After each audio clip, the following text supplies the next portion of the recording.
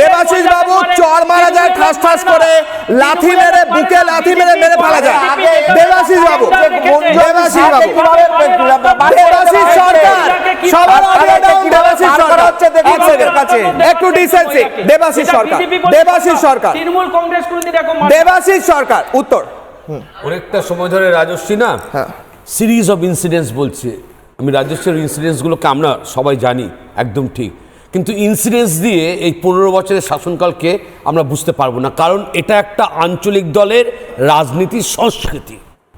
ফলে ইনসিডেন্টস হবেই, কারণ এই দলটা এই যে রাজনীতির সংস্কৃতি, কেন বললাম না বুঝতে হবে, এই রাজনৈতিক দলটার সংস্কৃতির মধ্যে রয়েছে বেআইনি কারবার, এই রাজনৈতিক দলটার সংস্কৃতির মধ্যে রয়েছে দুর্নীতি, এই রাজনৈতিক দলটার সংস্কৃতির মধ্যে রয়েছে শিক্ষার অভাব, এবং যে কারণে এরা আজকে এই সমস্ত ঘটনাগুলো স্পর্ধার সাথে ঘটাতে পারে। কি বিষয়কে কেন্দ্র করে গণ্ডগোল?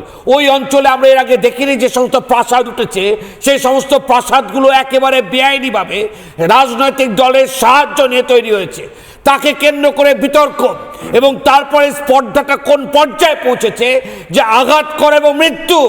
এই ঘটনার পরও তুমি ঠিক বলেছিলে যে আজকে কিন্তু বিতর্ক হওয়ার কথা ছিল না, কোনো কথা হওয়ার কথা ছিল না, কিন্তু এই রাজনীতি, রাজু ভালো ছেলে, কিন্তু এই রাজনীতির সংস্কৃতি এইখানে নেমে গেছে যে এরপরও কিন্তু মিথ্যাচার এবং তর্ক বিতর্ক। আমি পুলিশ প্রশাসনকে কোনো কথা বলতে চাইছি না, তারা চাপে কাজ করছে, করা এরমভাবে উচিত ছিল না, কারণ এখানে নজরুল বাবুর মতন মডেল পুলিশ অফিসার বসে রয়েছেন। এখানে বুঝতে হবে যখন এই এটা মানুষকে, অনেকবার বলছিলে কিশোলায়, একেবারে বারবার দেখাও, এই রাজ্যের মানুষকে বুঝতে হবে যে 15 বছর ধরে রাজ্যে কোন রাজনৈতিক দলের, কোন আঞ্চলিক রাজনৈতিক দলের শাসন চলছে, একেবারে আঞ্চলিক রাজনৈতিক দল, এবং এই দলকে মানুষ তার গণতান্ত্রিক অধিকার প্রয়োগের মাধ্যমে পরিবর্তন করবে। কার স্বার্থে? কোনো দলের স্বার্থে না, রাজ্যের সাধারণ মানুষের স্বার্থে, রাজ্যের স্বার্থে। কত বড় স্পর্ধা, একের পর এক ঘটনা গত 15 বছরে আমরা দেখছি, যেখানে একটা ভুল হলে মানুষ স্বীকার করবে একটা অ্যাপ্রোচ থাকে। একটা ঘটনায় আমরা দেখেছি যে কোথাও এই রাজনৈতিক নিম্নমানের যে সংস্কৃতির দল কোথাও অনুতপ্ত, এরপরও মিথ্যাচার করবে, এরপরও স্পর্ধা দেখাবে, এবং সেটা কিন্তু আরেকটা ঘটনা ঘটার জন্য সম্ভাবনা বাড়িয়ে দেয়। একটা ঘটনা, দুর্ঘটনা ঘটার পর যদি আমরা বুঝতে পারি রাষ্ট্রের সমস্ত স্তর থেকে ওপর থেকে নিচ পর্যন্ত কোথাও লজ্জা হচ্ছে, কোথাও তারা মনে করছে ভুল করেছি, তাহলে কিন্তু আরেকটা এরকম ঘটনা ঘটার সম্ভাবনা কমে যায়। কিন্তু ওই যে সংস্কৃতি, এই কারণে বলেছি, কারণ এই দলের মধ্যে শিক্ষার অভাব রয়েছে। এই আঞ্চলিক দল, আন্ডারলাইন, এই আঞ্চলিক দলের মধ্যে শিক্ষার অভাব রয়েছে, দুর্নীতি ডমিনেট করছে। এছাড়া ভাবতে পারেন প্রত্যেকটা জায়গাতে সব সময়ের জন্য টাকা পয়সা, লুট, তাকে কেন্দ্র করে শাসন ব্যবস্থা চলছে। কেন এটা চলবে? আজকে আমরা এখানে চেঁচালে চলবে না। এই সমস্ত বিষয়গুলো রাজ্যের মানুষ 15 বছর ধরে দেখছে, ফলে এই রাজ্যের মানুষে কিন্তু ইতিহাস তৈরি করবে, ভাঙবে এবং গড়বে। ফলে আজকে আমাদের সবাইকে দলমত নির্বিশেষে এই চেহারা পাল্টাতে হবে। কি হবে না হবে আমরা জানি না, কিন্তু এই চেহারা পাল্টাতে হবে। এটা চলতে পারে না কোনো দলের স্বার্থে নয়, রাজ্যের সাধারণ মানুষের স্বার্থে। দেবাশিস বাবু, আপনি ক্যামেরায় দেখলেন ছেলে বলছে পার্থ ভৌমিককে যে আমার বাবাকে বুকে লাথি মেরে মেরে ফেলেছে, আর পার্থ ভৌমিক বেরিয়ে এসে বললো যে ছেলে বলেছে হৃদরোগে মারা গেছে।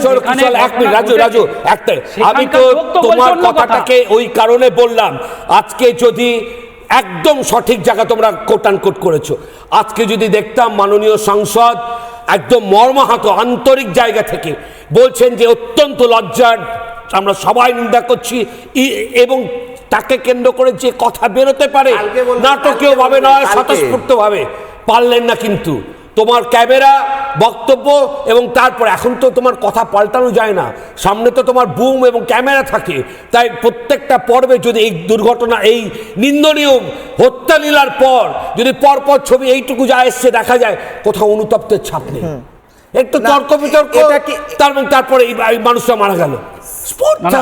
একটা পাড়ার এবং নজরুল সাহেব সঠিক কথা বলেছেন মারপিটের যে ঘটনা, যখন তাকে একটা রাজনৈতিক দপ্তর রং থেকে লাগানোর কোনো নোটিফিকেশন মানে হয় না। হচ্ছে, আরে একটা পুলিশ মাটিতে যাওয়ার লাগলো পর কেন? কি করে পুলিশ যায়? action নিয়েছে। কেন যাবে? পুলিশ গ্রেফতার করেছে, নোটিফিকেশনের পর কেন যাবে?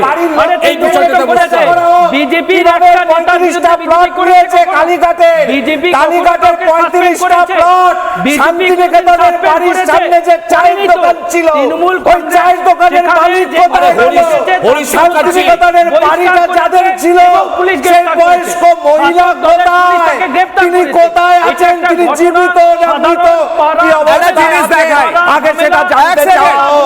নানা ধরনের কন্টেন্ট দেখার জন্য লাইক করুন, শেয়ার করুন আমাদের ফেসবুক পেজ, সাবস্ক্রাইব করুন আমাদের ইউটিউব চ্যানেল। পাশাপাশি অন্যান্য ব্রেকিং নিউজের জন্য অবশ্যই চোখ রাখুন রিপাবলিক বাংলায়।